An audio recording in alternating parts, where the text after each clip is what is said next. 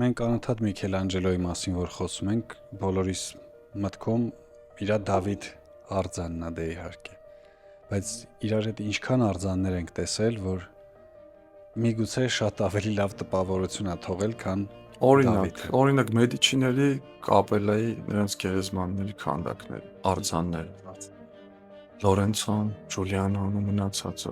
ավելի ինձ թվում է դետալիզացիան շատ ավելի դեմ։ Ինձ էլ է թվում, որ դետալիզացիան Դավիթը ամեն դեպքում ավելի մոնումենտալ Հա,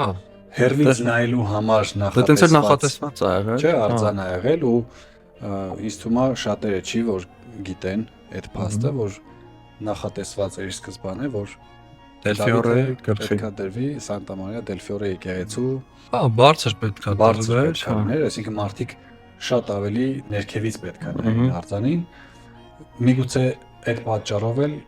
իր անատոմիան մի քիչ Դե մի քիչ ուրիշ է, համարտիկ չիմանալով էս ամեն ինչը ասում են սխալ է քանդակել, ձեռը մեծ է, չգիտեմ, նայվածքը, այսինքն բայց դե այդ մարդը ամեն ինչ հաշվի արել, ուղղակի հետո են պլանները փոխվել։ Որտեվ շատ մեծ, ինքը շատ մեծ է, 5 մետր բարձրություն, 8 տոննա քաշ,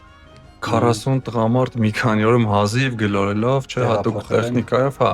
հասցրել են արձանի տեղը որոշելու համար, քանի որ ինքը Ֆիորեի վրա էլ չպետք է լիներ, հանձնաժողով էր կազմվել։ Որում կար նաև Դա Վինչի։